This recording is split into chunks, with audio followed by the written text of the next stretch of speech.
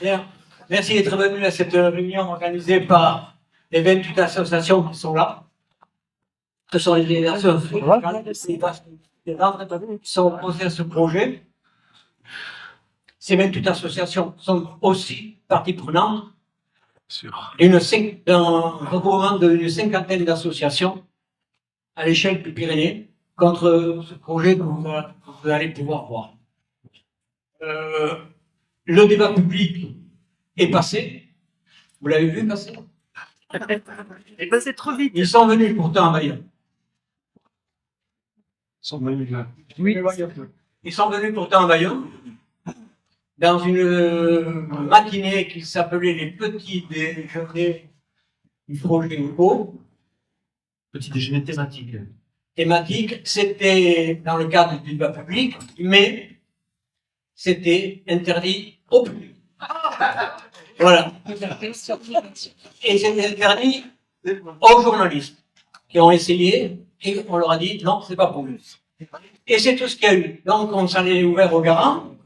Les garants ont dit vous voulez faire une réunion publique à Bayonne? On a dit oui. Mais on aimerait qu'il y ait une réunion publique avant la fin du débat.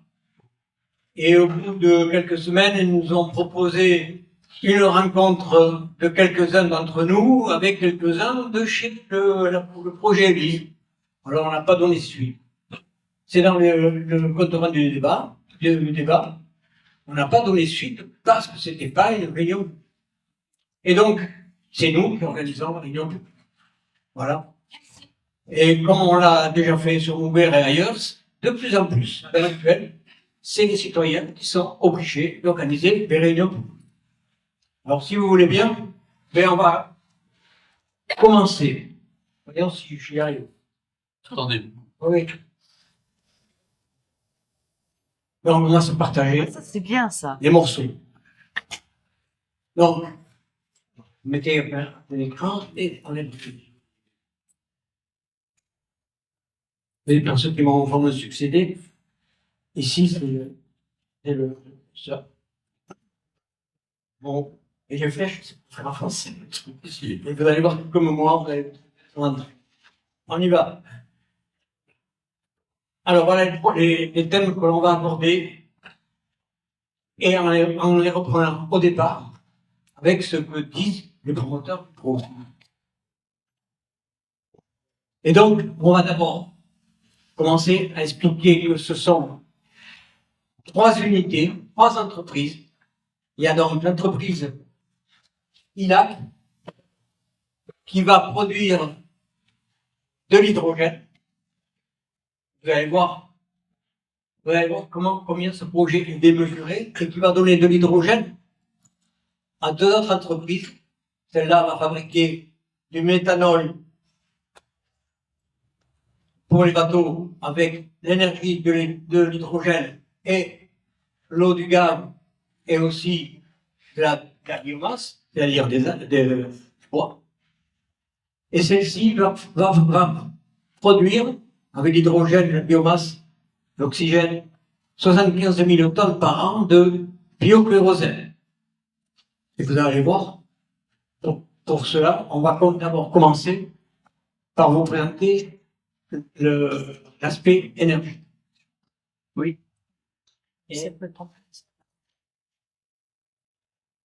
d'abord, voici ce que ça va coûter. Au total, 2 milliards. Et maintenant, quelques bonnes raisons de s'opposer au projet. C'est bon.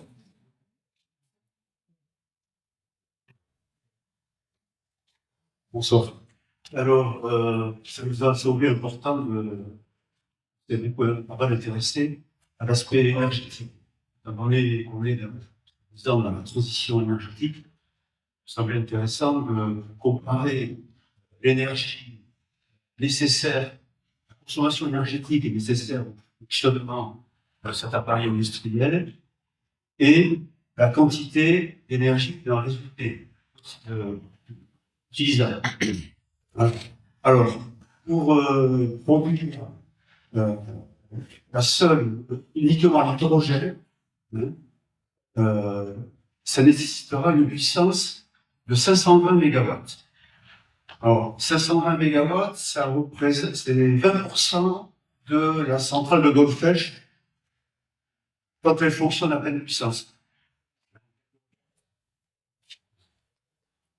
Voilà. Donc après, on a essayé de calculer un petit peu le pouvoir calorifique des carburants qui sont produits. Hein. Et donc on arrive à un total de carburants produits de 8,7 fois 10 puissance 9 mégajoule. Alors que la consommation d'électricité sur une année, elle, sera de, voilà, de 1,6 fois 10 puissance 10 mégajoule. Donc, finalement, quand on compare ces deux chiffres, on se rend compte que cet ensemble industriel va dépenser 1,8 fois plus d'énergie en produit. Ce qui est une gabegie énergétique complètement aberrante lors d'une période où on devrait vraiment faire attention à la consommation d'énergie.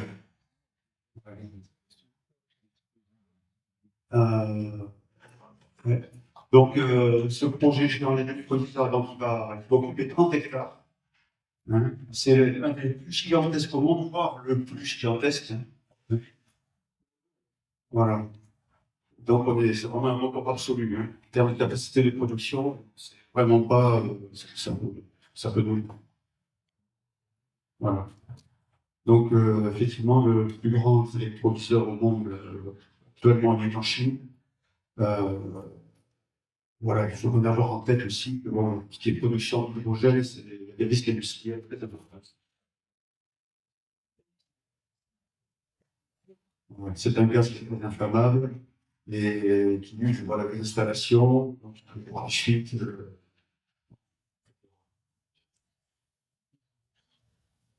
Voilà, alors voilà, il faut avoir conscience aussi, voilà, on est sur un site industriel très dense. Donc, à quelques mètres, il y a le plus grand mécaniseur de France. Donc, au niveau des risques, au niveau des licences, c'est quand même extrêmement important. Et il ne faut pas oublier non plus tout le trafic entier qui sera impliqué à travers cette implantation.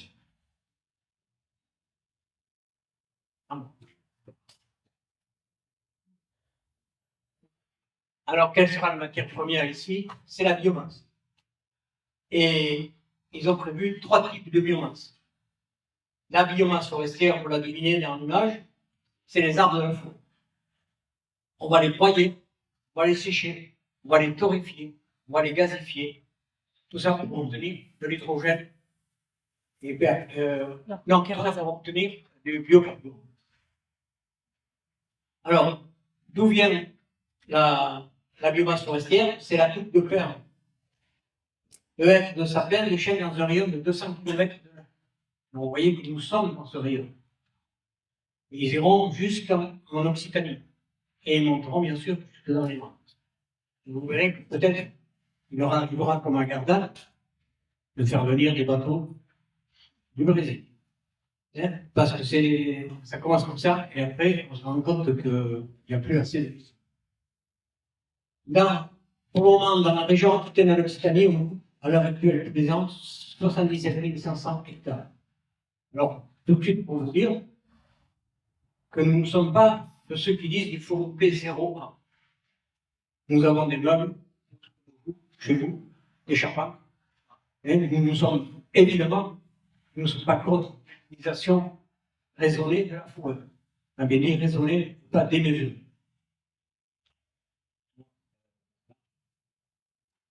Alors, c'est leur document. En général, on aime bien partir de leur document, ça nous évite les contestations. Et quand on prend leur document, on prend l'hypothèse la plus basse pour nous. Ça nous évite qu'ils allument des contre-feux sur des mauvaises interprétations, etc. Donc voilà, ici vous avez la biomasse. En bleu, la forestière, c'est-à-dire les coupes de bois. En orange, la secondaire, je vais vous expliquer plus loin. Vous voyez, vous va monter un peu en puissance. soi-disant. Et après, la verte, la biomasse agricole, et elle aussi va monter avant de se stabiliser. Ça, c'est ce qu'il dit. Et donc, on a pris ce qu'il dit. Vous voyez bien que, mais on peut dire qu'ici, il y a pratiquement 350 000 tonnes cette année-là vont être coupées dans les bois. Et comme on voyait qu'il y avait un petit peu, ben, nous, on a plutôt côté 380. Vous voyez et donc, ce qui nous a étonné, c'est qu'il parle en tonnes, mais qu'il ne nous parle pas en hectares. Et pourtant, l'hectare, pour nous, ça, c'est important. Ça nous donne une vision de ce qui va rester quand on sera. Donc, ben, on l'a fait. C'est-à-dire qu'on a converti des tonnes en mètres cubes, puis les mètres cubes en hectares. Comment on a fait? On a été sur Internet. Il y a un couplet pirate qui est spécialiste sur Internet, là, et on a trouvé que voici les masses humides suivant les arbres. Alors évidemment, quand vous avez un chêne qui fait 1000, quand vous avez 1 mètre cube de chêne, vous avez une tonne au mètre cube. Mais vous voyez que ce n'est pas le cas, par exemple, de l'épicéa, ni du sapin, etc., ni du peuplier. Donc on avait dit, nous, par précaution, et pour éviter qu'on nous dise on avait pris le plus gros spray pour exagérer, ben on a pris le plus bas. On avait pris une moyenne de 900 kg.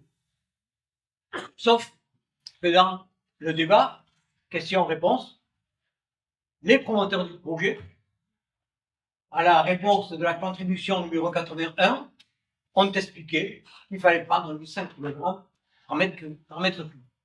Donc, on a pris 800 kg par mètre cube, ce qui est pire pour eux. Mais vous voyez qu'au départ, on a été très prudent. Donc, on a trouvé aussi, là, sur l'inventaire forestier, que la moyenne de mètres cubes de bois humide par hectare, c'est 160 mètres cubes. Quand la forêt est gérée par les services publics, c'est 183, 152 pour la forêt privée. La moyenne, c'est 160. Donc, on a pris 160. Donc, on a fait 160 mètres cubes par hectare multiplié par 5 kg. Ça fait 128 tonnes, ça fait un hectare. Quand on prend 128 tonnes, on a liquidé l'hectare. Donc, on a divisé les tonnes que vous avez vues tout à l'heure par 128. Et ça nous donne ceci.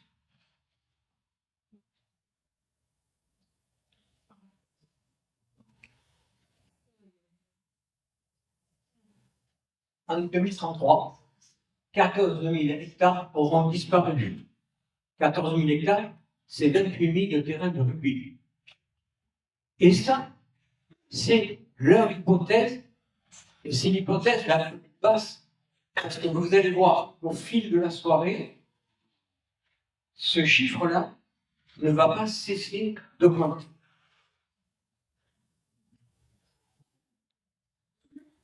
D'autant plus qu'il y aura des coupes rases, bien que ce ne soit pas conseillé.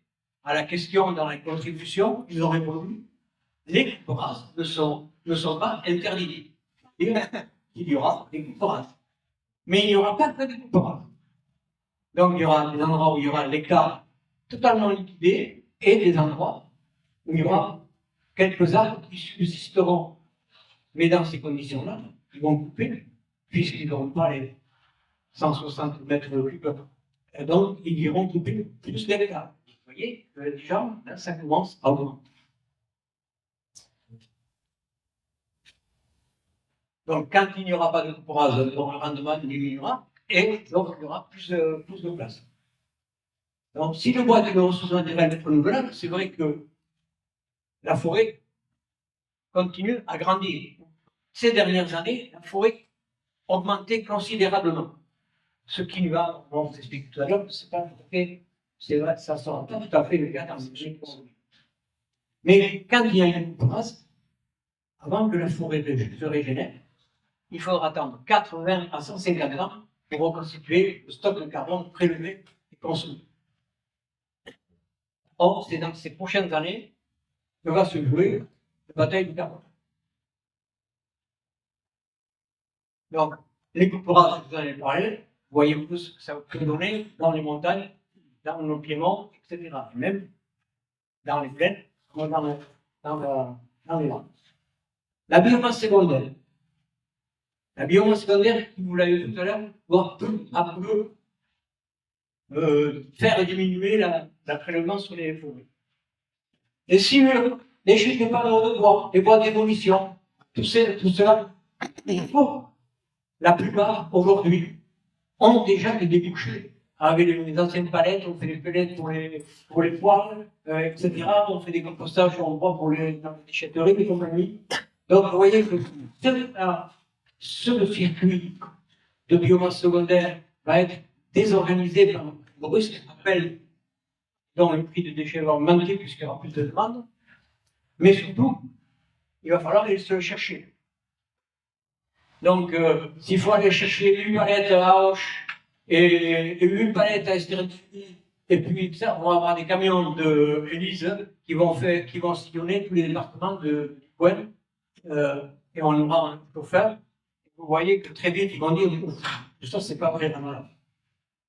Par contre, ils vont se dire c'est plus commode quand le chauffeur il va à un endroit où on a coupé le bois, en rondelle de 2 mètres, et on change le camion entier, c'est bien mieux. Et vous allez voir qu'à la longue, la biomasse secondaire va être délaissée, et on reviendra à un surplus de coupe dans les forêts. C'est pour ça que je vous ai dit les 14 000 mètres cubes en 33 vont être augmentés.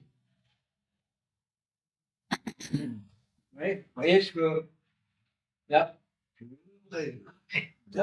voilà. La biomasse secondaire, c'est celle-là. Donc, elle devrait augmenter. Vous voyez qu'au début, il n'y a pas de ramassage.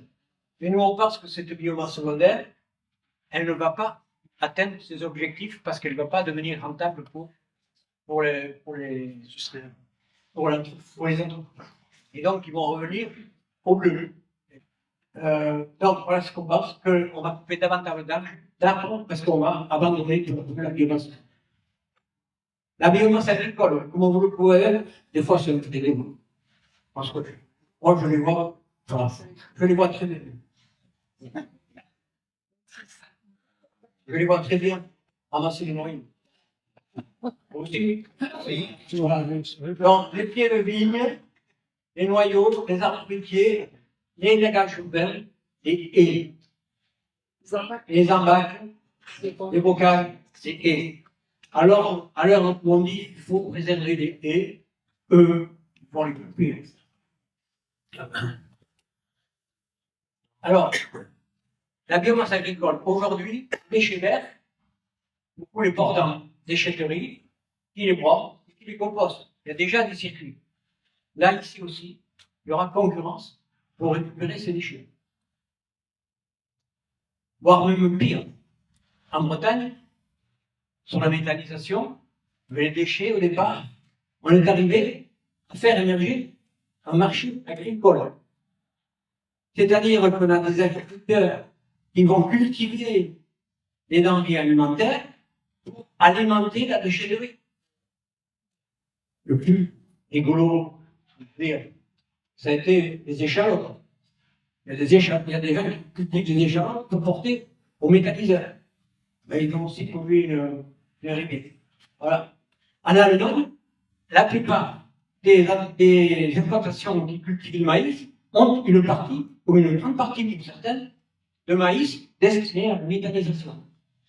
Donc, sur la biomasse agricole, le risque, c'est d'assister à une affectation de terres agricoles et de production alimentaire à autre chose qu'à l'alimentation. Donc, les coupes, je vous l'ai déjà dit, ça va accélérer leur disparition en l'heure où il faut les replanter. Et après, on a la biomasse d'origine animale. Quand on dit ça, ah non, il n'y aura pas de biomasse animale. Il nous dit qu'il n'y aura pas de biomasse animale. Mais, évidemment, il n'y aura pas de déchets d'abattoir et compagnie, mais le lisier, c'est quand même quelque chose qui est d'origine animale, qui n'est pas un animal. Donc, s'il y a un marché de ce déchet Nous, les préconisations de ceux qui aujourd'hui veulent de l'agriculture paysanne, qui disent qu'il ne faut pas dépasser 50 cochons dans nos petites exploitations, etc. S'il y a un marché au lycée, si c'est un débouché, et si c'est une source de revenus, qu'est-ce qui va empêcher que l'on va arriver chez nous, alors ça n'existe pas encore, principalement, des grandes boucheries avec 800, 900, 1000 porcs. Donc, cette précaution, ça, peuvent prendre aujourd'hui des agriculteurs chez nous. Est-ce que ça va voler un éclat parce qu'il y aura un marché des déchets? Voilà, c'est des choses qu'on peut se poser. Donc, nous pensons, nous, que cette collecte affectera la destination des cultures alimentaires. Et puis, il va y avoir le changement dans la forêt, c'est ça qui va vous faire ça. Donc,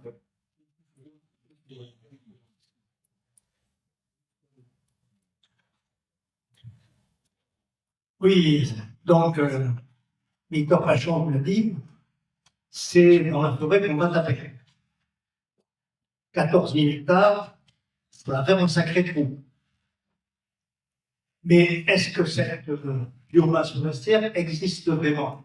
Parce qu'il n'y a pas que le projet éco qui tape dans la forêt. Et surtout, comment va évoluer cette production de biomasse? Et là, à nouveau, dans le projet qui a été présenté et soumis à la consultation, on a découvert qu'il n'y avait aucune étude d'approvisionnement de l'usine.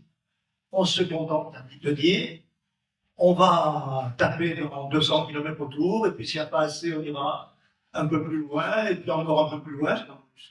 Mais ça, ce n'est pas l'étude d'approvisionnement d'une usine. On n'investit pas 2 milliards d'euros sans savoir où on va trouver la matière première. Or, dans le débat, il n'y a rien. Donc, une fois de plus, le cadre et les associations qui sont dans la fédération sont allés effectivement à la recherche des informations. Donc, on est allé voir dans les documents de référence de l'IGN, qui produit tous les ans un inventaire forestier et qui indique tous les ans comment évolue la forêt. On a été voir également dans les travaux scientifiques, l'Académie des sciences a publié un rapport très important en juillet 2023, et puis on a croisé ces informations avec les gestionnaires de forêt, et notamment l'Office national des forêts. Et là, on s'est aperçu qu'il y avait un gros problème. Car effectivement, peut-être qu'aujourd'hui, les 14 000 hectares sont là, ça fera un très gros trou, et c'est là. Mais est-ce que durablement, cette biomasse forestière existera? Et là, toutes les études et tous les gestionnaires sont clairs.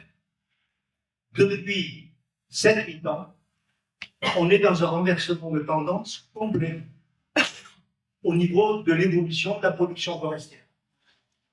Comme l'a dit Victor, il y a eu une forte croissance pendant un siècle, mais avec le réchauffement climatique, la machine se bloque. Renversement complet de tendance. Les chiffres.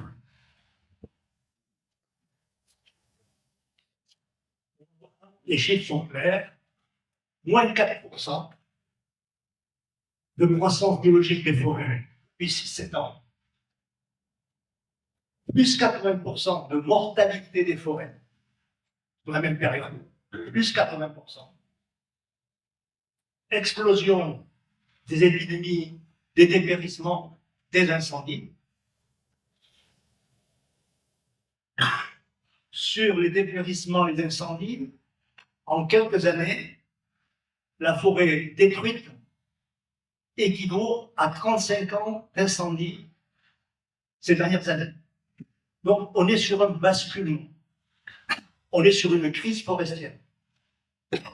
Donc, cette ressource bois que l'on conseille inépuisable ne va pas être inépuisable.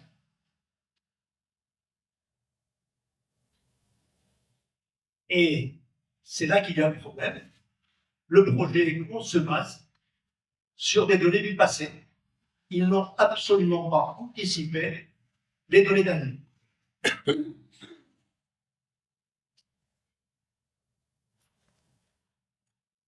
Tous les experts, et vous avez dû l'entendre sur les médias, tous les experts disent le puits de carbone, le fameux puits de carbone forestier, est en train de se tarir. On a cru pendant des années que la forêt, comme les océans, allait pouvoir absorber tous les excès de carbone que l'on rejetait dans l'atmosphère. Aujourd'hui, tout le monde est d'accord. On ne peut plus compter sur ce puits de carbone en croissance pour compenser nos excès de carbone. L'Académie des sciences le dit très clairement. L'IGN le calcule et montre que déjà, et les gestionnaires le disent aussi clairement, dans les régions les plus productives en matière forestière, notamment l'Est de la France, on est en puits de carbone négatif. On ne maintient même pas le puits de carbone.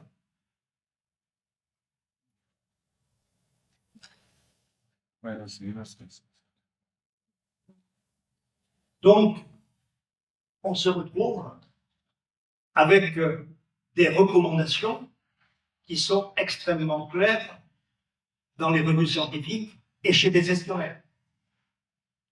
L'Académie des sciences dit très clairement qu'il faut arrêter les coupes rases. Parce que les coupes rases, c'est ce qu'il y a de pire. Il y a urgence à garder le carbone. Or, comme l'a dit Victor tout à l'heure, quand on fait des coupes rases, il faut attendre 160 ans en moyenne pour reconstituer le stock. Les recommandations vont plus loin. Ils disent qu'au niveau des usages et de la destination forestière, il faut freiner fortement l'utilisation du bois comme source d'énergie. Le bois énergie, les centrales, les grosses centrales qui se mettent en place, l'Académie des sciences dit stop. Mais également, on voit bien effectivement que l'Académie des sciences va plus loin et elle dit très clairement, surtout, il ne faut pas se lancer dans des projets de biocarburant. Voilà le contexte dans lequel se trouve le projet ECO. Et comme les choses s'aggravent, il y a eu une étude qui vient de sortir il y a un peu moins d'un mois, qui a été commandée par la filière économique bois, c'est-à-dire l'industrie du bois. Et ils ont demandé au Carbone 14, le cabinet de Jean-Marc Jancovici, un expert bien reconnu dans ce secteur, ils ont tout analysé de façon très précise, ils ont fait des scénarios. Et bien sûr, ils confirment la diminution effectivement du puits de carbone, ils parlent d'un affaissement du puits de carbone, mais ce qui est surtout important dans cette étude, c'est qu'ils ont été voir quel était l'usage de la forêt, quelle était la concurrence entre les différents utilisateurs du bois matériel. Et là, les conclusions sont très claires. Il n'y aura pas suffisamment de bois pour le moment. Et donc, on a actuellement l'industrie du bois qui dit très clairement stop au bois énergie, stop au biocarburant. Sur la base d'une étude extrêmement fouillée. On comprend mieux avec ces éléments pourquoi, au niveau de la concertation sur le projet ECO, l'interprofession bois, Nouvelle-Aquitaine, a refusé de prendre position. Ils ont dit, tant qu'on n'a pas une étude d'approvisionnement qui tient la route, on ne se prononce pas. Et en fait, ils sont très inquiets. Parce qu'ils sont maintenant persuadés, et ils commencent à le dire, les communes forestières ont les mêmes préoccupations pour les zones rurales. Ils se disent, on va vers une déstabilisation du secteur industriel de la filière bois Nouvelle-Aquitaine. les communes forestières disent, si on part sur des projets comme cela, nos petites chaufferies bois locales, c'est des difficultés. Et même le bois de chauffage local, très important en zone rurale, va être perturbé sérieusement. Donc voilà effectivement le contexte. On est aujourd'hui, on rentre dans une crise du secteur forestier, avec effectivement de la production de bois qui va diminuer, avec des forêts qui vont se dégrader, et dans le même temps, une augmentation très importante de la collecte et de la demande. Sur les 10 dernières années, alors qu'on voyait se tasser la production, la collecte a augmenté de 20%. Et la demande ne fait que croître, parce que le matériau bois va être de plus en plus utilisé pour la construction, pour la rénovation, pour le carton qui remplace le plastique. Donc, on est vraiment rentré dans une période de crise.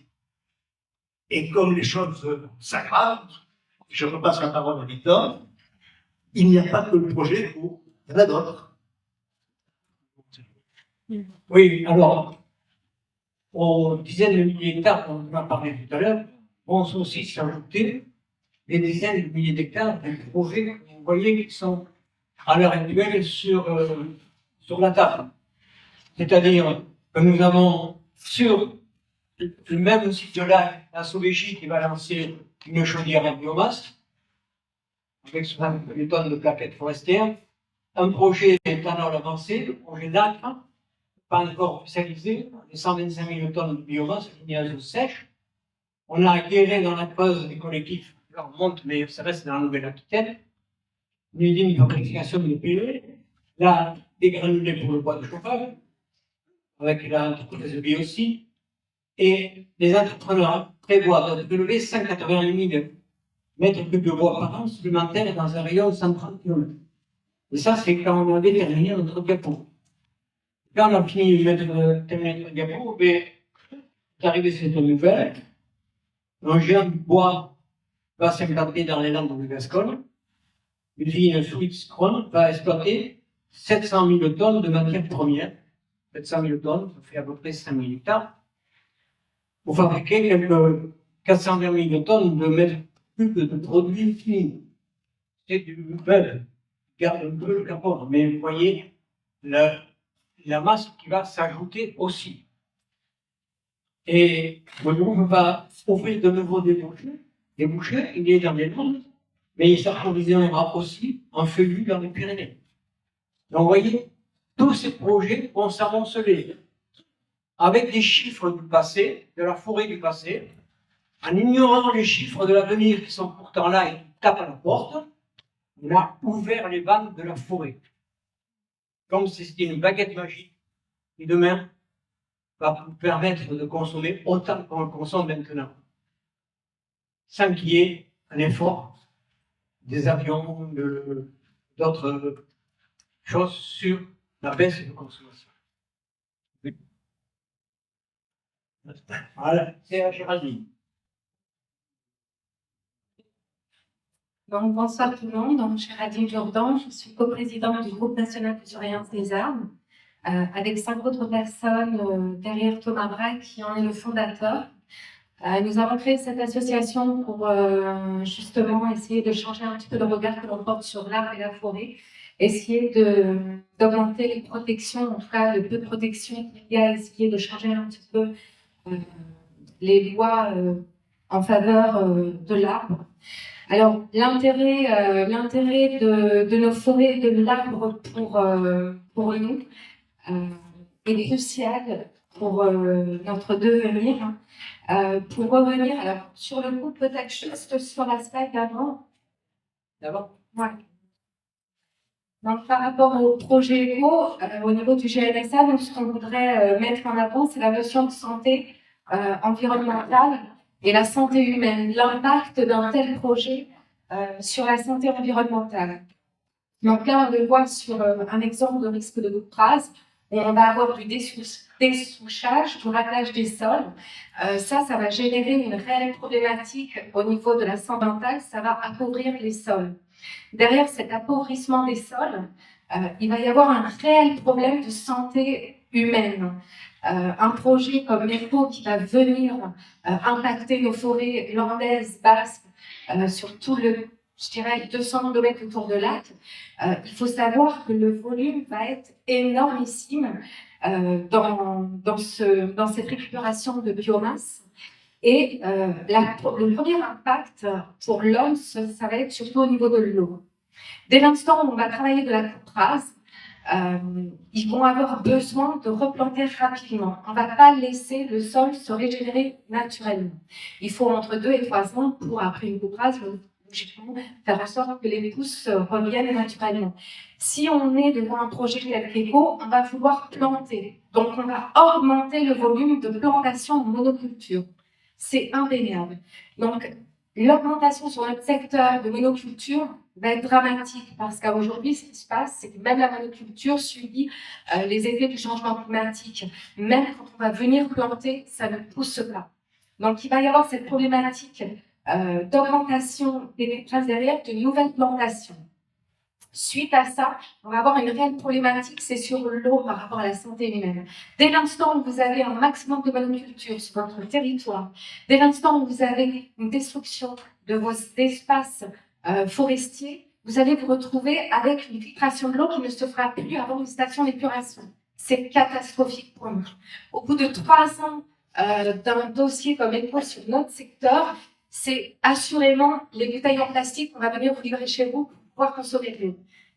Vraiment, il y a une chose qui est fondamentale dans cette notion, c'est le travail de la forêt et des arbres dans tout le circuit de la filtration de tout ce qui va être polluant.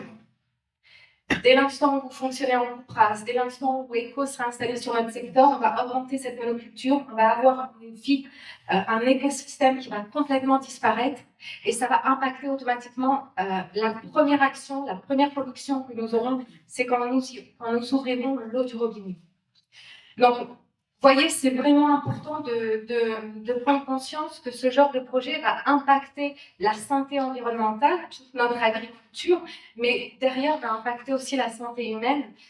Et quand on voit le volume dont a besoin ce projet, au niveau tonnage de biomasse, c'est assez spectaculaire. Après, quand on parle de déchets, c'est difficile pour nous d'entendre parler de déchets quand on parle de feuilles et de branches. Ça reste un produit qui revient à la terre, qui permet aussi à nos sols de vivre. Donc, dès l'instant où on va venir racler, ce raclage permanent des sols, là, on ne parle pas de sucre de bois. On parle vraiment de déchets qui n'en sont pas. Alors après, bien évidemment, sur notre secteur, la sylviculture, c'est quelque chose qui quand même nous tient à cœur dès l'instant où elle est en gestion différenciée. Et c'est quelque chose qui sera complètement modifié avec l'arrivée d'un projet comme ECO. Et puis après, comme le disait mon collègue, le projet ECO va se cumuler aussi au fait avec le bois énergie. Tout ce travail des sols, le cycle de l'eau que l'on a vu, tout ce qui est aussi ripisylve, tout cet écosystème où on a des animaux qui sont en place, tout ça, ça va disparaître. Ça va disparaître rapidement parce que si on était dans un optique où le changement climatique, on ne subit pas, on est vraiment dans un bel optique, ce serait différent. Mais à aujourd'hui, la situation est telle que on a déjà un écosystème qui est extrêmement fragilisé. Donc du coup, là, on viendrait effectivement détruire le peu de ce qui essaie de survivre dans ce patrimoine végétal qui nous entoure. Hein. Et que ce soit au niveau du Pays Basque, du Pays landais, la problématique est le même. Nos âmes se fragilisent. Il y a quand même une réelle problématique et aujourd'hui, il faut essayer d'en tenir compte. Il faut vraiment savoir que dans cet esprit, quand même si la forêt va mal, l'arbre reste quand même un des outsiders pour nous faire tenir la barre des -2 degrés quand même pour notre futur. Donc, c'est vraiment essentiel d'essayer d'essayer de leur faire comprendre, parce qu'il faut savoir que sur un projet tel que le projet ECHO, cette expertise et cette analyse, ils n'ont pas du tout étudié. La notion de santé environnementale et de santé humaine n'est pas prise en compte malheureusement. Et après, effectivement, tout ce qui impacte notre secteur, prenons le cas aussi de l'érosion, des inondations. Le lien forêt-océan est extrêmement lié. Dès l'instant où on va avoir un projet comme ECHO qui s'installe sur le secteur basque hollandais, sur tout le sud-ouest, on va dire, on va avoir une réelle menace aussi sur les risques. Sur le Pays Basque, on l'a vu, le changement climatique fait qu'aujourd'hui, on ne sait pas quelle sera la météo de demain. Par contre, le fait est qu'on s'adapte et je dirais qu'on se prépare et tout est fait pour qu'on puisse s'adapter. Nos forêts, c'est un petit peu la même situation. Même si elles vont mal, tout est fait, en tout cas de manière naturelle, pour qu'elles puissent aussi s'adapter, tout comme nous, à ce qui va nous tomber demain sur la tête. Par contre, dès l'instant où vous allez venir de manière industrielle, avec une multitude d'industries qui s'intéressent à cette biomasse, bien évidemment, on va se retrouver avec une destruction massive de notre territoire. Et rien qu'au niveau de l'érosion au Pays Basque, si on coupe trop, c'est trop à l'année, ça ne tiendra pas non plus. On va avoir un problème de tenue des sols. Donc ça, c'est une vraie problématique. Les inondations, on sait ce que c'est. En tout cas, nous, sur le côté landais, on le vit un petit peu tous les jours. En tout cas, quand il y a de fortes pluies. Bien évidemment, voilà, la forêt et l'océan qui sont étroitement liés. Dès l'instant où on aura une problématique de carence d'un côté ou de l'autre, ça n'impactera forcément sur ces éléments naturels. Après, je pense que c'est tout pour ma...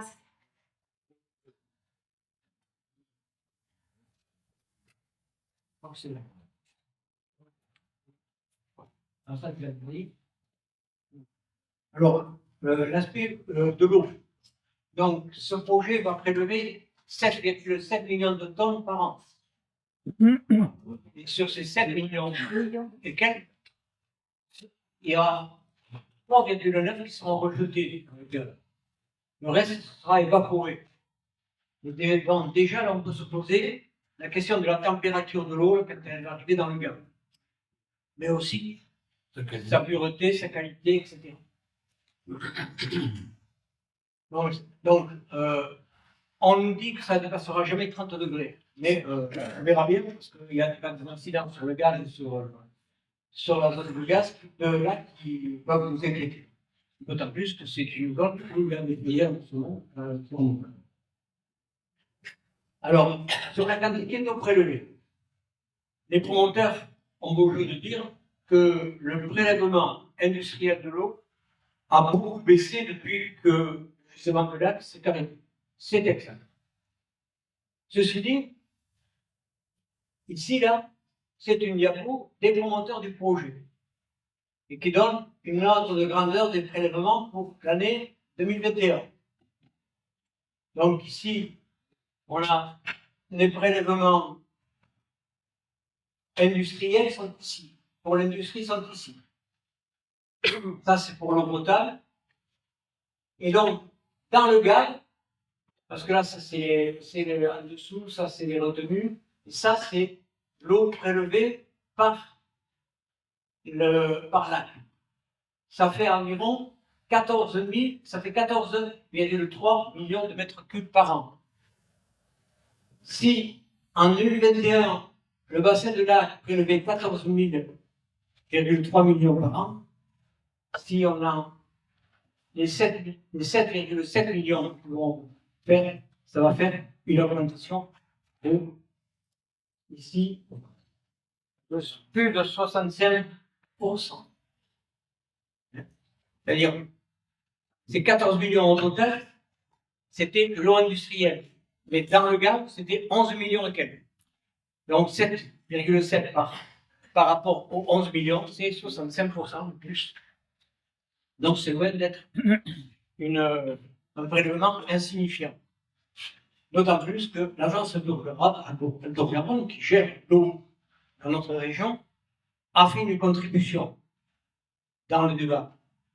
Et elle explique que les années à venir, il y aura des déficits importants. Voilà, il y aura des déficits importants qui vont arriver. Donc, eux, ils ont prévu, en 2030, de faire une économie de 30 millions de mètres cubes par an de prélèvement en moins. Et il se peut qu'il y ait un projet qui va leur faire monter la facture de 7,7 millions. Ben, je pense qu'ils ne sont pas au bout de leur étonnement quand ils vont avoir la liste des entreprises que je vous ai montrées tout à l'heure et qui vont avoir du mal à faire leurs économies. Tout ce qui est écrit là, c'est écrit dans la contribution d'Adobe. C'est pas nous qui l'écrivons, c'est Adobe, l'agence Adobe Garden. Donc, il s'inquiète en particulier que le prélèvement soit constant, alors qu'en été, le niveau du gaz aura nettement baissé. Et ils continueront à produire, parce qu'ils travaillent tant de jours par 30 ans par jour, été comme hiver. Voilà, et maintenant c'est M. Victor qui va vous parler du carbone. Ah bon. Il y a une chose qui était très intéressante dans le dossier de concertation, c'est que parmi les grandes qualités de ce projet, on annonçait que l'empreinte carbone de l'e-méthanol, qui allait être produit par le projet, avait une empreinte de carbone diminuée de 80% par rapport à tout équivalent de carburant fossile. Donc on s'est dit, tiens, si c'est à ce niveau de réduction en matière d'empreinte carbone, ce sera intéressant de savoir quel est le bilan carbone que ce projet présente. Et finalement, bien que le bilan carbone soit déclaré comme un outil d'aide à la décision par le projet, quand on regarde les deux feuilles qui sont consacrées, on n'y trouve absolument rien, sauf une affirmation que, ultérieurement, on respectera toutes les règles et normes correspondantes pour faire le bilan carbone. Il n'y a pas eu un seul moment où on a essayé de valider et de créer un début de bilan carbone de ce projet. Donc on s'est dit quand même, avec la quantité de biomasse qui est à récupérer, à puiser dans les forêts et l'acheminer vers le site correspondant, ça doit représenter quand même simplement un trafic routier non négligeable. Et on a fait un certain nombre d'hypothèses pour savoir comment allait acheminer les 4000 tonnes annuelles en moyenne de cette biomasse, d'après les tableaux qu'on a présentés, que nous a représenté M. Pachon. Et on a fait un rapide calcul correspondant, et on s'est aperçu qu'avec des camions, avec un camion de 40 tonnes pour les biomasses forestiers et des camions beaucoup plus simples pour les biomasses agricoles, on s'est rendu compte que ça représentait un trafic de 100 camions par jour qui devaient amener ces différentes biomasses. Et donc 100 camions par jour, on a essayé avec la base des éléments d'empreinte carbone que nous donne l'ADN, nous avons essayé d'évaluer ce que ça représentait comme équivalent carbone. Et on s'est rendu compte que ça représentait quand même un équivalent de 4500 tonnes d'équivalent carbone de gaz à effet de serre par an. Ce qui, à la limite, n'est pas très important pour cette partie-là, parce que ce n'est qu'une petite partie de ce que devrait être le bilan carbone de cette affaire. Mais ça n'a pas été fait. Ça, c'est la première catégorie, mais il y a d'autres choses. Quand on a présenté les différents composants de ce projet éco, vous avez remarqué qu'il y avait 3 sites correspondants et des échanges non négligeables de flux internes d'oxyde de carbone, d'hydrogène, de vapeur et d'oxygène qui allaient entraîner certainement des fuites et donc des pertes correspondantes. Aucune estimation n'a été faite à ce niveau. Enfin, en troisième catégorie, il y a les déchets, dont en particulier on peut se poser la question des déchets des 3,9 millions de mètres cubes d'eau usée qui seront rejetés et sur lesquels il n'y a absolument rien de déclaré dans cette partie-là. Donc, il est assez bizarre qu'au niveau du bilan carbone, il n'y ait absolument rien de fait au niveau du dossier de conservation. Mais ce n'est pas tout. Il y a un autre dossier qui est relativement important, c'est que pour des projets de cet ordre de grandeur, qui sont pour l'instant annoncés à 2 milliards, à 2 milliards d'euros. Par habitude, ça augmente régulièrement au fur et à mesure que les projets avancent. Pour cette partie-là, il est nécessaire, parce qu'il y a très certainement des sponsors étatiques. Bon, on a déjà avancé, on regarde dans le dossier que le port de Bayonne, le port de Bordeaux, mais la région aussi se sont intéressés à ces projets-là. Et donc, il est nécessaire de faire ce qu'on appelle une évaluation socio-économique. Et l'évaluation socio-économique, à l'inverse de l'évaluation financière, je lis parce que c'est le texte qui le spécifie, se place du point de vue de la collectivité dans son ensemble. Et à ce moment, aujourd'hui, dans le dossier de concertation, il n'y a absolument rien concernant cette étude socio-économique. Pourtant, elle est obligatoire. C'est un article du loi, dont je cite, qui oblige tout porteur de projet d'investissement financé par l'État ou par de ces établissements à réaliser cette évaluation socio-économique. Elle est vraiment fondamentale. Il n'y a absolument aucune amorce d'études de ce genre dans le dossier de concertation.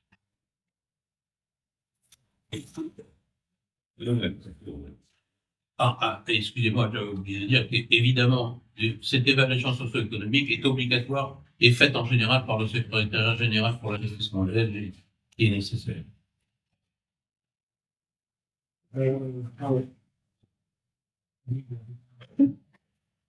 Bon, et pour finir, tout ça pourquoi? Pour produire 75 000 tonnes de kérosène pour des avions. 75 000 tonnes de kérosène pour les avions, ça représente un peu plus de 1% de ce qu'on utilise aujourd'hui. Donc, on s'est dit tout simplement que si on économisait, on supprimait 1% des vols, mais ça serait assez simple. On économiserait 2 milliards qui seront plus utiles ailleurs. On économiserait une puissance de 500 000 mégawatts d'électricité. On économiserait 7,7 millions de tonnes d'eau qu'on laisserait tranquillement dans le gaz. On préserverait des dizaines de milliers d'hectares de forêt et on sauvegarderait la biodiversité de tous ces milieux. Voilà pourquoi nous opposons totalement ce projet. Nous comptons évidemment sur. Merci.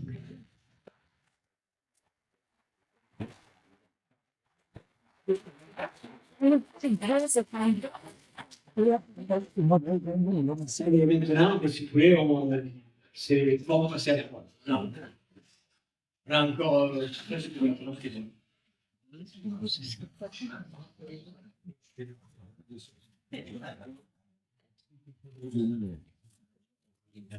Bonsoir, vous m'entendez? Et il y a maintenant, nous on va passer, on vient de passer pour voir le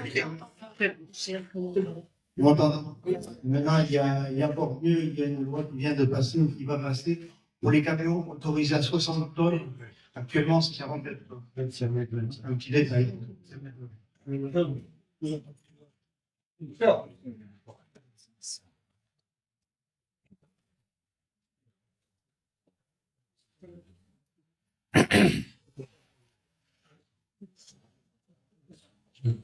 Oui, bonjour. Oui, moi j'ai une question à poser à l'ensemble des participants. Victor, tu as indiqué qu'il y avait plusieurs projets de même type sur la. Est-ce qu'il y a au niveau de l'État un service régulateur qui permet de déterminer quels sont ceux qui sont viables? Si oui, quel est ce service? oui, tu as raison de poser cette question, on se rapproche aussi. Mais j'ai l'impression que dans un poulailler libre, on a libre. Voilà. Et donc, il y aura quelques-uns qui vont laisser la peau, mais pour le moment, on peut dire qu'il y a une course à l'échalote, une subvention européenne, une subvention, que on a des projets tous les jours, aussi des. Est-ce que le cadre politique d'association baloise, béarnaise et des Pays Basques pourrait solliciter quelqu'un pour rappeler quand même les négociations de finance? Je pense savoir, est-ce que vraiment cette stratégie, qui est une émanation également de l'État, pourrait solliciter On peut se poser cette question-là.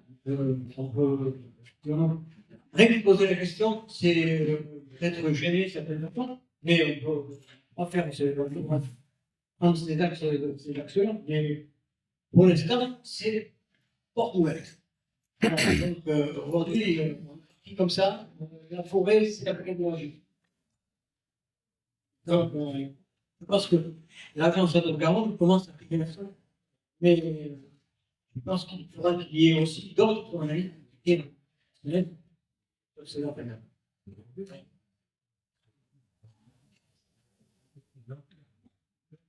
Est-ce qu'il y a d'autres projets de ce type déjà installés ailleurs?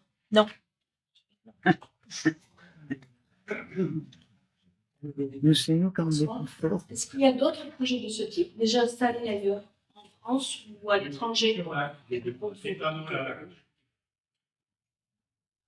Uniquement en France. Il n'y en a pas à l'étranger. Il n'y en a pas. En Chine, il y a un électrolyseur qui fait le record du monde. Et ils ont le nombre de pour tenir la puissance potable. Mais celui-là, c'est vraiment double.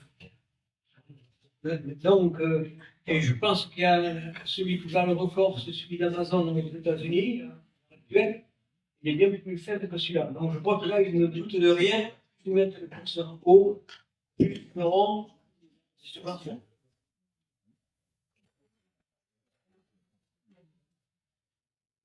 Bonjour. Moi, je voudrais aller dans une réflexion un peu différente de ce que vous avez présenté. C'est le problème du bois en tant que source d'énergie. Ce qu'on observe actuellement, ici chez nous, dans le monde, c'est un peu la fabrique des mensonges.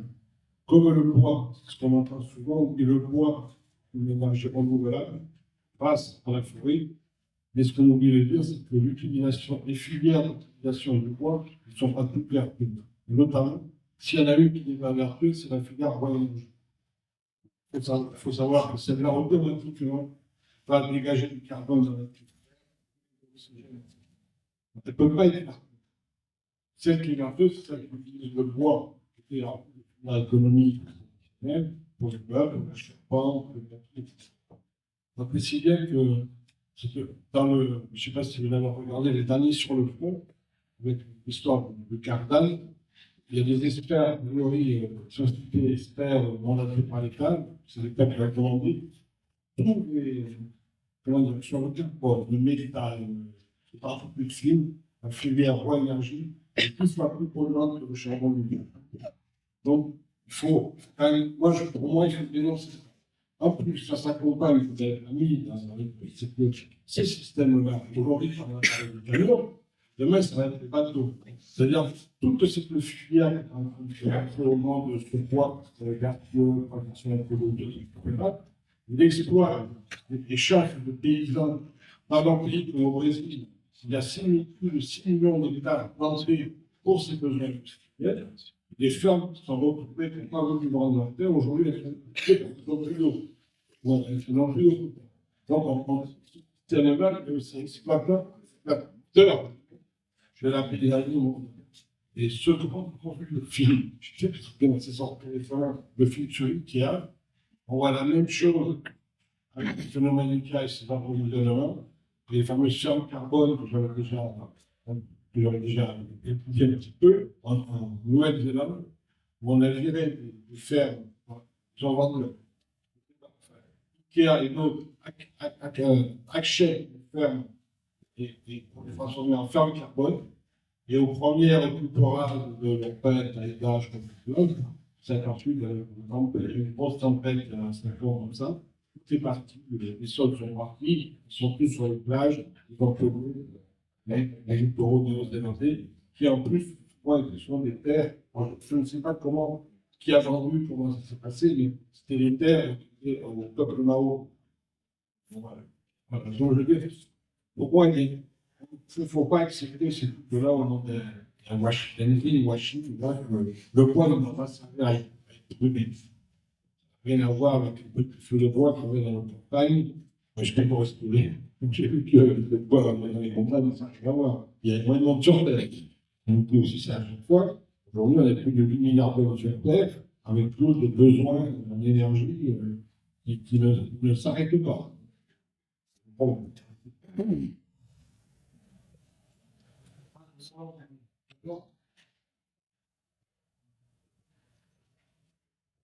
Oui, merci. Concernant la forêt, première remarque. Si vous êtes à 400 km de la mer, entre vous et la mer, il n'y a pas de forêt, ben vous avez plus de pluie. Parce que la forêt régénère la pluie. Ça, on oublie trop souvent. Deuxième remarque, on a parlé de production d'agrocarburants. Vous avez là une entreprise qui s'appelait avec moi, qui s'appelle maintenant Vertex Technologies, je ne me rappelle plus exactement le nom.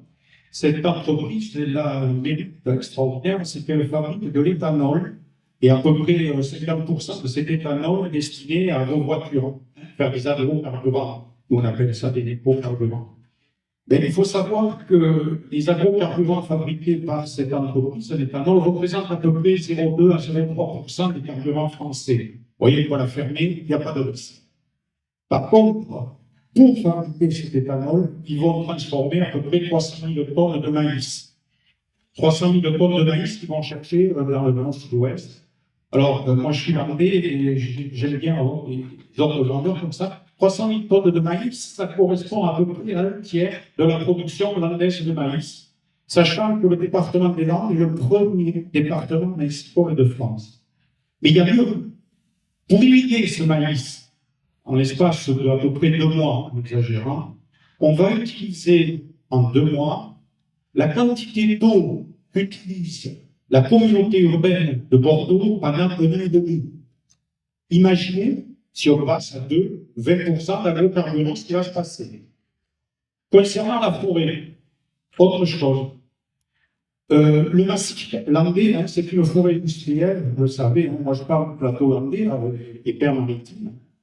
Si on regarde ce que va consommer cette entreprise pour faire du kérosène, elle va consommer en 3 ans la totalité du bois de trituration produit par la forêt landaise.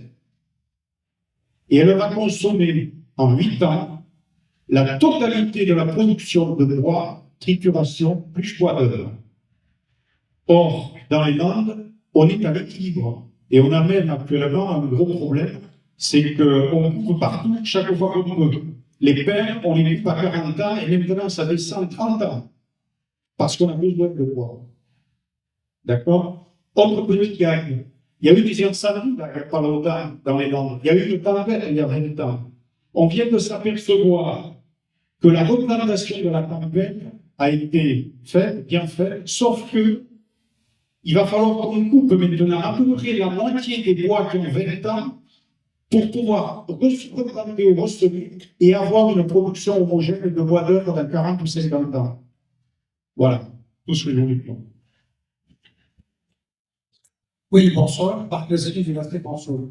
Alors, moi, dans cette session, une position régionale, je produis, et je vais vous expliquer pourquoi. D'abord, parce qu'il est absolument déraisonnable. Il ne résulte absolument d'aucune étude sérieuse, à la fois de besoins et économiques.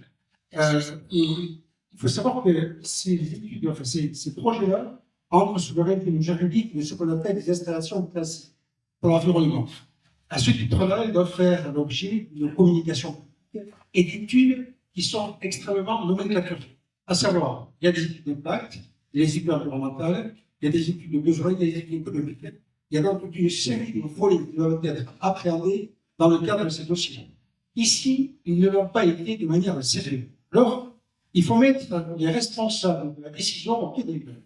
Qui est le responsable de la décision d'attribution, d'autorisation d'exploiter ces unités? Ce sera le préfet, au titre de l'État. Donc, il est important que nous nous mobilisions. Je dis bien nous, associations, citoyens, je dirais presque aux arbres citoyens, mesure qui nous attend. Bougeons-nous, parce que je crois que plus le préfet entendra nos voix, c'est le micro, plus effectivement il pensera que c'est un trouble à l'ordre public que représente ce projet.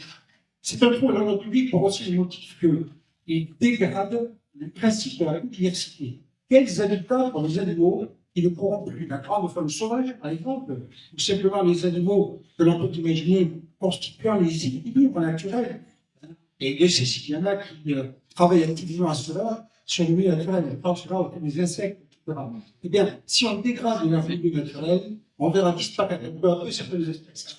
Elles sont en fragilité extrême actuellement déjà, avec les dérèglements climatiques. Si on en rajoute par-dessus de manière excessive, en surexploitant la forêt, cela pose un risque. Deuxième aspect, nos paysages.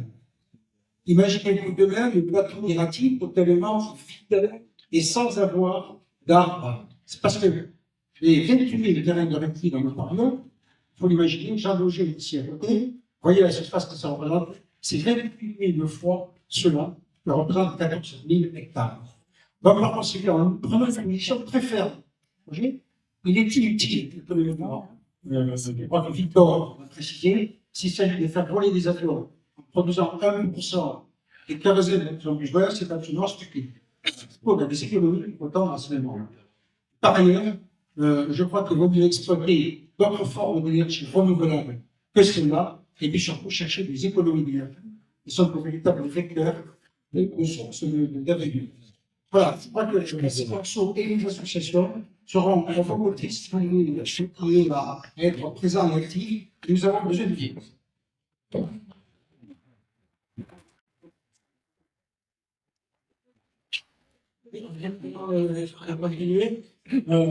On va continuer. Mais je voulais juste vous dire que, à l'issue de cette réunion, c'était pour nous, c'est le lancement ici d'une campagne d'information. Et que nous sommes prêts à reproduire des réunions de ce type à Saint-Jean-de-Luz, à Saint-Palais et ailleurs. Donc, si vous habitez ou si vous avez la possibilité d'organiser une réunion de ce type-là dans vos communes, vous pouvez vous inscrire et on s'arrangera pour mettre ça en route avec vous. Et on continue.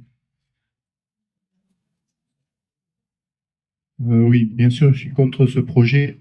En permaculture, on dit qu'il faudrait mieux passer en agroforesterie, c'est-à-dire avoir à la fois une culture d'arbres et une culture en dessous.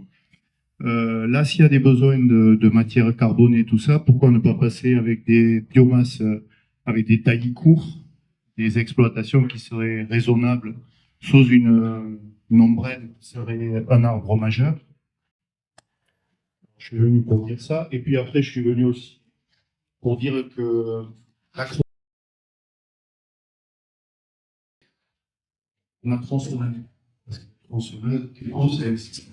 je crois que c'est une double provocation de proposer un projet comme ça pour moi aussi. Voilà.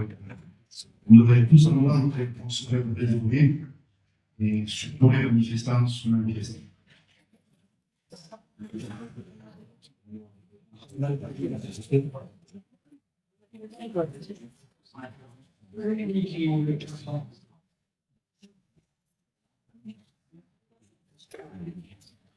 Oui, bon, d'accord. Je fais partie du collectif Stop Acheter 40 et de l'association Lourde Aquitaine Environnement, émanation du collectif. Alors, nous, c'est une découverte, hein, ce projet pour nous.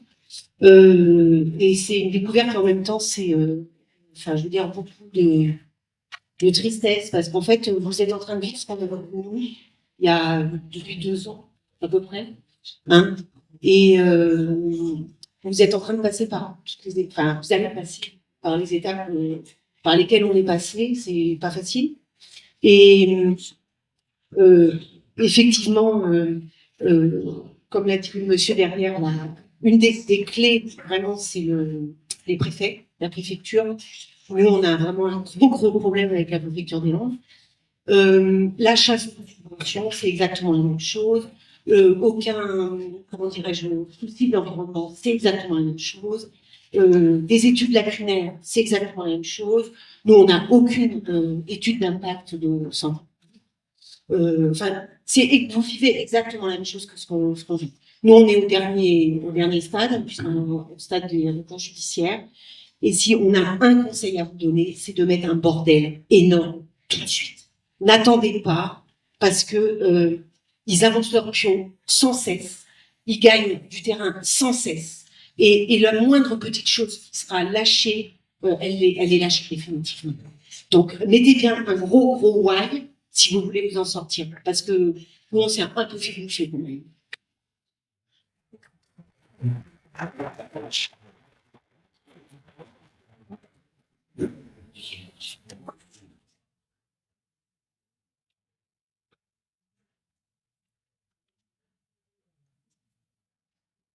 Bonsoir.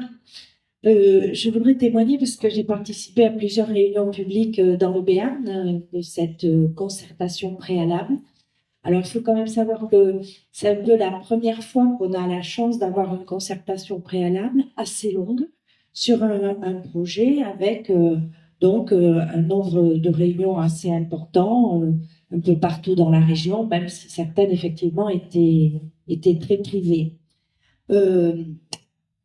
On a beaucoup contribué sur cette concertation préalable. Toutes les associations ne touchent pas à ma forêt, dont un des fondateurs est là, Jean-Claude Duterre, dès le début de la concertation. Et à la première réunion publique de cette concertation, on était une cinquantaine déjà de militants avec des affiches et on avait même le président de Canopé qui était venu nous rejoindre. Donc, on a déjà commencé à beaucoup les déstabiliser. Cependant, ils ont des appuis politiques au plus haut niveau, puisque M. Macron avait annoncé au Salon de Bourget l'année dernière que la France allait être en pointe sur la fabrication, la production de biokérosène. Ce qui leur a permis effectivement d'attraper 9,4 millions de subventions de l'ADEME et 200 000 € à la région Aquitaine. Ce sont des porteurs de projets qui n'ont pas 40 ans ou juste 40 ans, qui sont des HEC. Ce sont pas du tout des industriels, aucun d'entre eux n'est un industriel. Ce sont des commerçants, des gens de marketing et plus ou moins de finance. Moi, j'ai un peu étudié leur profil parce que j'aime bien savoir à qui on a affaire. Ils nous ont présenté un projet papier. Madame tout à l'heure me posait la question, est-ce que ce genre d'usine existe? Alors, en fait, il y a un couplage de 3 usines et donc de 3 technologies. Ça n'existe pas. Il y a eu un seul pilote de biocarburant à partir de biomasse et d'hydrogène qui a été testé par Total à Dunkerque. Ce pilote a été abandonné par Total parce qu'il a été jugé absolument pas rentable, la technologie. Donc, ils nous ont répondu en concertation que il n'y avait aucun risque puisque les technologies étaient éprouvées, qu'ils avaient fait un pilote à Dunkerque.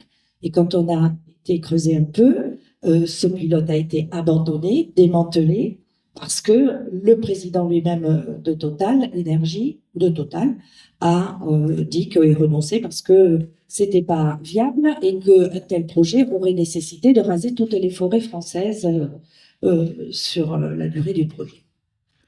Donc, on est quand même face à des gens qui sont gonflés à l'hélium, avec un projet qui est absurde, techniquement, écologiquement, climatiquement. Hein, vous l'avez vu, l'exposé de Monsieur Pachon était très complet. Mais il y a des politiques, et c'est notre cible, qui rêvent de projets et qui rêvent de vendre des projets.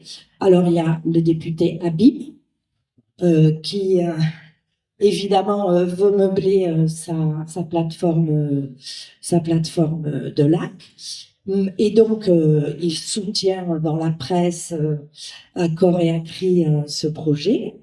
Il y a votre CAPB avec le port de Bayonne, qui est aussi très content de pouvoir accueillir du stockage de carburant. Quand même, on a un port quasiment urbain en ville.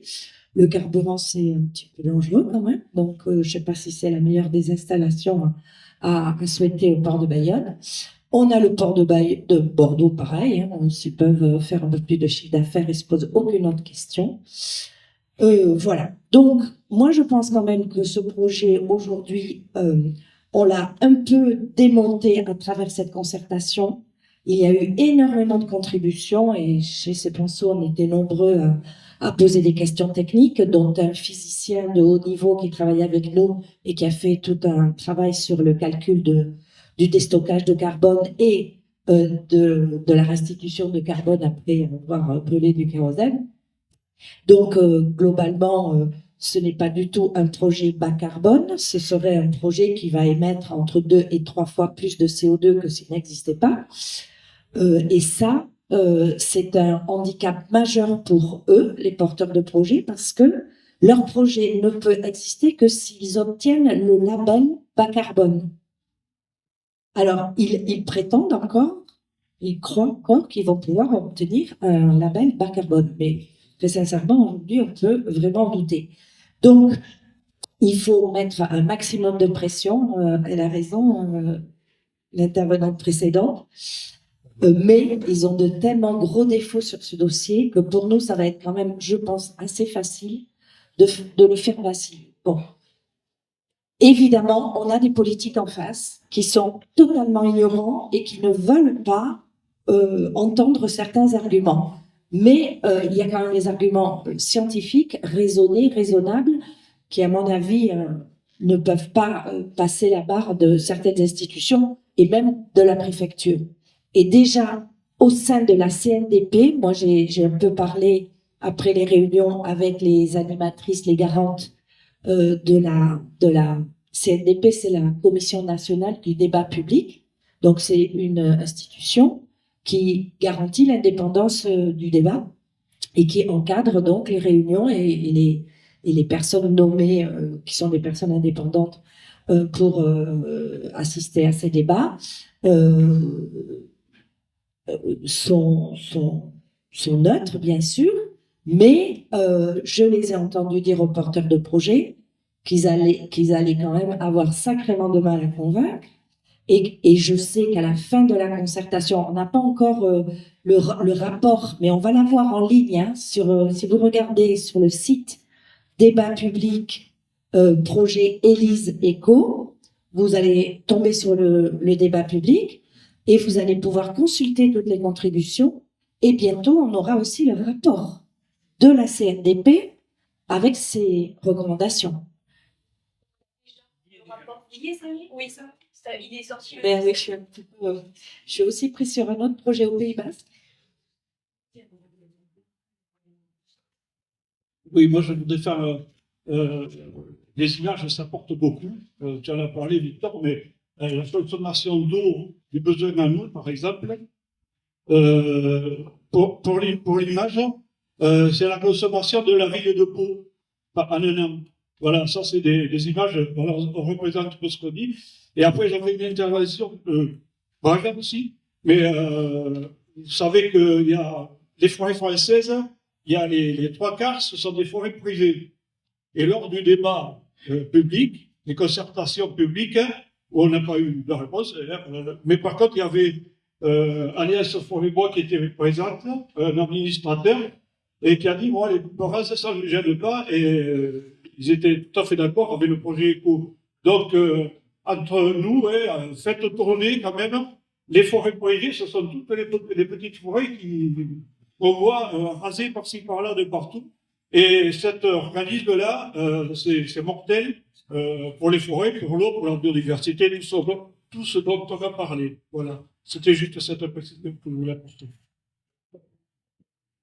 Juste pour rebondir aussi sur l'impact de médiatiser les projets pour essayer de les combattre. De toute manière, avec nos politiques, plus c'est gros, plus ça peut passer. Ce projet éco pourrait passer sans aucun problème. Si on reprend le projet THT que nous vivons, nous, dans les Landes, c'est un projet, si vous l'analysez, c'était impensable que ça puisse passer.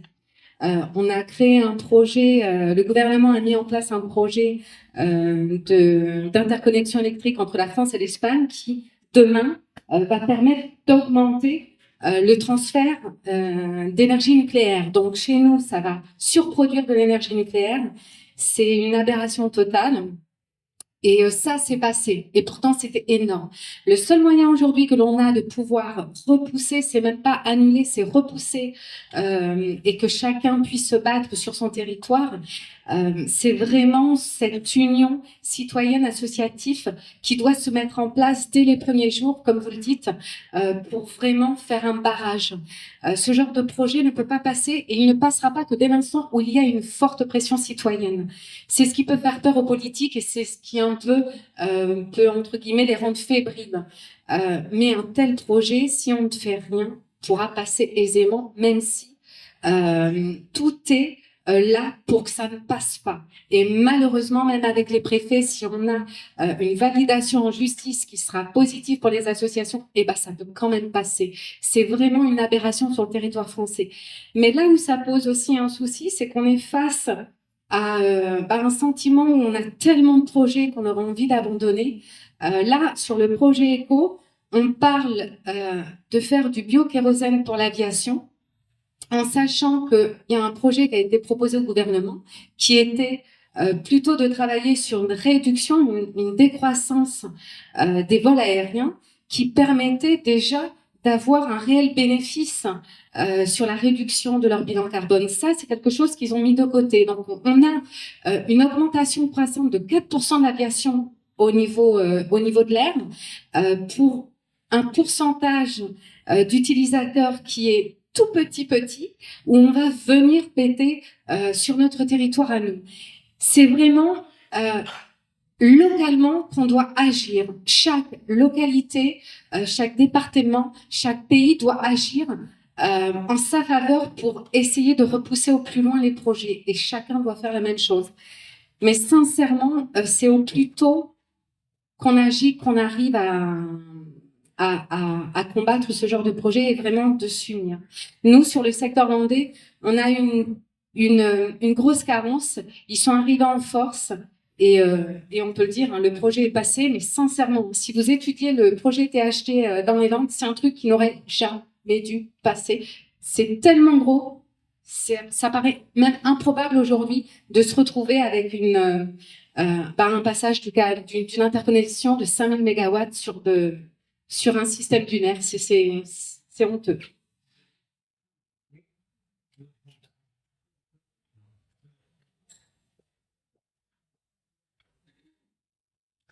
Bonsoir, messieurs, dames. Alors moi, je m'appelle Gilles Cassou, je suis le président de l'association des riverains du site de Lac. Et je voudrais avant tout vous remercier très vivement pour l'immense travail que vous faites. Et croyez-moi, j'en mesure l'ampleur pour avoir vécu ces dernières années des choses vraiment que vous n'imaginez pas autour d'un site industriel. Alors pour l'anecdote, moi je suis technicien dans le groupe Total, technicien recherche depuis 40 ans bientôt. J'espère quand vous tapez que je vais partir à la retraite. Et jamais j'aurais imaginé devoir subir à Lac, ayant toujours habité à Lac, ce qu'on a subi il y a bientôt 10 ans, avec des nouvelles industries qui sont venues s'installer. Et puis une nuit, se réveiller sans pouvoir respirer, vraiment sans pouvoir respirer. J'ai jamais fumé de ma vie, j'ai toujours fait du sport. Je suis pas en surpoids non plus. Et je voudrais juste que vous preniez la mesure de ce qui peut se passer quand on crée une industrie telle que celle qui se projette là, c'est-à-dire sans aucune étude. Quand Total est parti de l'exploitation du site de Lac pour le gaz commercial, il y avait toutes les terres qui étaient polluées sur le sol. Ils ont fait appel, ils ont dit on va faire une start-up. Ils ont créé une start-up et ils ont créé l'entreprise qui s'appelait Zéro Pollution Système, communément appelé OP System. Nous, on ne savait pas, hein. On habite à côté, on bosse par là, voilà, comme tous les gens du coin. Et puis, on a commencé à avoir de la toux, puis on a commencé à se retrouver avec des blocages respiratoires. Et en fait, il y a des gens qui bossent sur le site qui nous ont dit, ouais, mais là, il y a un truc, nous, à côté, on respire, c'est pas très cool, voilà. On a mis 3 ans. On a mis 3 ans pour faire prendre en compte qu'il y avait des fumées qui sortaient du site qui n'y étaient pas avant, puisqu'on vivait très bien jusque-là, ou à peu près bien, avec un peu de SO2, mais c'est comme quand vous allez dans les thermes, hein, pour respirer un peu de souffle. Et il a fallu que j'en arrive à l'extrémité, parce que moi, ça m'a vraiment causé des soucis, et je suis l'un des seuls à avoir un vrai dossier médical, et j'ai déposé plainte, et la plainte n'a pas été retenue, donc je veux juste que vous perceviez que les enjeux, on arrive au niveau des préfets, au niveau des juges, à faire passer les choses pour qu'elles ne sortent pas, d'accord ? Il a fallu que j'en arrive à l'extrémité à 2 heures du matin, de prendre ma voiture, d'aller devant le poste de l'usine, Alors je vous laisse imaginer, mon papa était maire de Lac et technicien et cadre supérieur, chef du service sécurité de l'usine de Lac pendant 40 ans. Donc j'étais pas très bien. Hein. J'ai menacé de rentrer la voiture sur le site et de tout faire péter. J'avais convoqué la police, les huissiers, les pompiers. Et à 2 heures du matin, tout le monde était devant les maisons chez nous.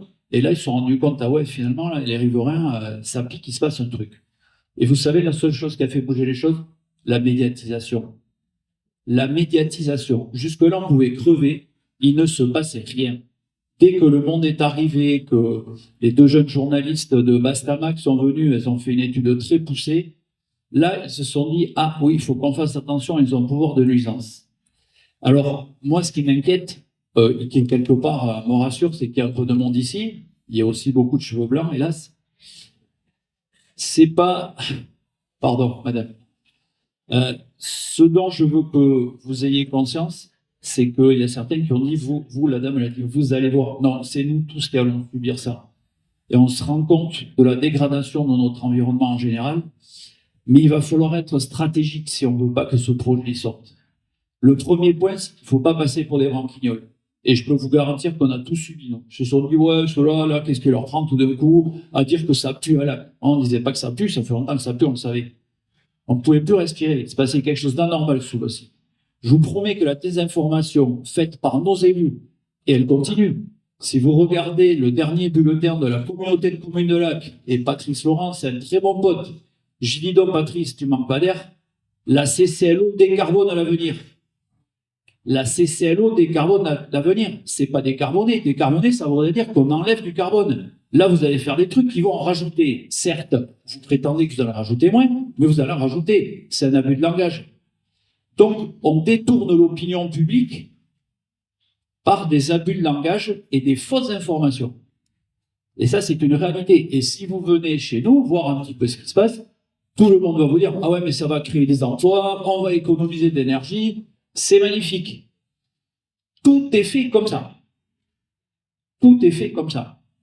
Et de par notre première action, alors nous on est tout petits, hein, là il y a Isabelle et ma compagne qui est venue, mais moi je suis vraiment triste parce que il y a des gens de Morex qui devaient venir, ils sont pas là. Ils ont juste pas eu envie de faire 70 bornes pour venir un peu témoigner et être solidaires. Et être solidaires, parce que moi j'admire ces gens qui passent du temps, c'est beaucoup de temps, beaucoup d'études, beaucoup de travail, mais il faut que ça aboutisse. Alors moi je compte pas sur les préfets, hein, je vous le dis tout de suite, les préfets, les politiques, ils vont nous la faire à l'envers. Il faut mobiliser, il faut communiquer, tous autant que nous sommes. Le secret, il va être dans la dénonciation d'une aberration. C'est une aberration.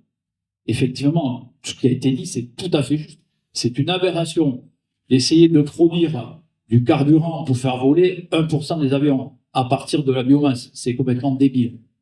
Donc moi, je vous invite tous à en parler autour de vous, à toutes les publications sur les réseaux sociaux, mais faire très attention dans les communications, parce que les adversaires en face, la seule chose qu'ils font, c'est nous faire passer pour des branquignoles. Et nous, on a commencé à arriver à faire bouger les choses à partir du moment où on a dit, hop, moi j'ai un dossier médical, hop, faites-moi l'analyse de la cheminée qui sort. Le directeur, pendant 1 an d'Arkema, il nous a dit, ouais, j'ai mis la tête dedans, il se passe rien. Je dis, moi, écoutez, vous savez ce que j'ai fait? Je fais un peu de modélisme, j'ai pris l'avion, je suis allé au-dessus, j'ai fait des photos, je dis, écoutez, moi, si vous voulez, la fumée, je vous la prends à la sortie de la cheminée. Je vais trouver un système pour la prendre. Là, ils se sont dit, ah merde, lui, il est assez con pour le faire. Et quand ils ont fait l'analyse, ben, en fait, ils nous disaient qu'il n'y avait pas de SO2. Non, il y avait moins de SO2, mais c'était du SO3. Le SO3, il faisait des microparticules, des particules ultra fines. Et on a mangé des particules ultra fines pendant 3 ans. Bien, merci pour le poumon. Voilà, donc c'est tout comme ça. On vous parle aujourd'hui, moi, j'interpelle régulièrement, c'est un pote aussi, hein, le maire de Montgouze, où il y a le tétrachlorure de carbone. Il n'y a aucune information qui est faite aux nouveaux résidents des villes, de ces villages-là. Tant le tétrachlorure de carbone est dans la flotte, dans le sous-sol, c'est un poison violent. Donc, il faut juste que vous ayez conscience que le combat, il fait que commencer sur ce sujet et sur tous les autres, avec une méga désinformation. Donc là, il faut vraiment une grosse mobilisation pour que ça n'aboutisse pas, parce que je suis un peu plus pessimiste que madame. Ils ont tous les arguments pour le faire. Tous. Je vous remercie beaucoup.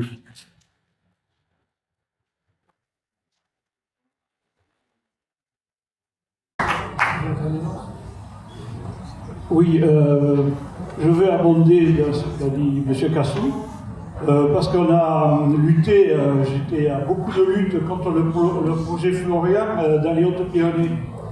C'est un projet qui est tombé, pourquoi? Parce qu'il y a une forte mobilisation. Et quand il y a 3000 personnes qui font la marche et la communauté en force, entre Caverne et Lannemezan, eh bien, c'est phénoménal. Et ça c'est marqueur. Il y avait toutes les télévisions, il y a tout le monde qui est là.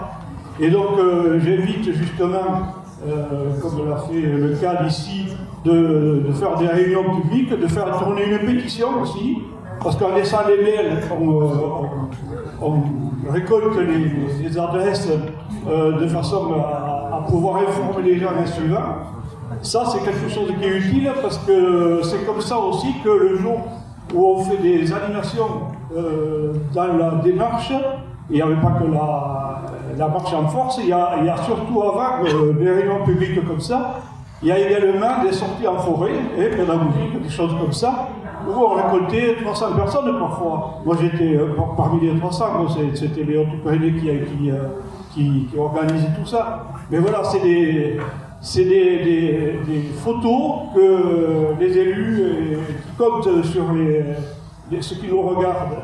Et pour terminer, ce que nous allons faire, on le fait à la COP depuis, maintenant c'est la 4e année, on fête la journée internationale des forêts, donc là ça sera le 23 mars, et on le fait avec Touche pas ma forêt, de façon à faire connaître un peu Touche pas ma forêt pour le climat, qui a été la structure qui collecte maintenant 50 à 60 ans à l'association, c'est pas négligeable. Et donc le 23, on invite le maximum de personnes à venir. Moi je fais partie des organisateurs de la COP, j'espère qu'on sera aidé par Touche pas ma forêt, parce qu'on va être débordé, j'ai l'impression, mais tant pis, ça fait rien. Ça vaut le coup d'avoir la photo avec beaucoup de monde dans la forêt du Bâgé. C'est le lieu où on va le faire. Voilà. À Oloron. Voilà. Et bon, il y a une page sur le site, vous faites forêt Bâgé ou forêt Bâgé ou Oloron, comme vous voulez. Il y a une page qui est construite avec toutes les indications, la localisation pour pouvoir y accéder pour ceux qui veulent. Voilà, merci au cas de m'avoir permis de partager ça.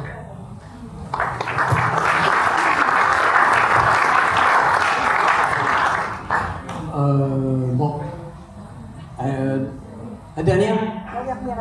Allez, la dernière, parce qu'il faut qu'on rende la salle à la demi. C'est pas pour moi, mais simplement la scène de qu'est-ce qu'il veut.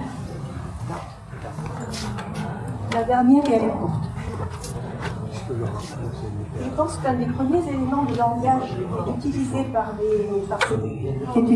par ces nouveaux industriels, c'est l'utilisation du bio à tous les étages. Moi, ça me dérange énormément qu'on parle de biocarburant, de biokérosène. Je pense que c'est fait pour les élus déjà, les élus qui sont holo-print-machine, qui se servent de ces arguments, et peut-être pour la majorité de la population, pour accepter ces projets aussi. Donc voilà, moi ça me gêne terriblement qu'on utilise cette argumentation. C'est difficile d'inventer autre chose, hein, après. Merci beaucoup. Merci. Bon, on va conclure. Donc, c'était une réunion de lancement. On est à un peu plus de 5 km de lac.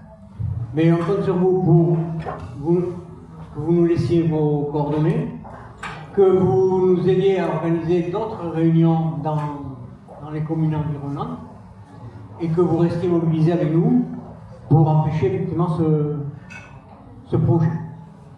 Et pour les militants des associations, si vous pouvez rester un peu, il faut qu'on range l'échelle. Voilà. Et merci beaucoup pour votre venue.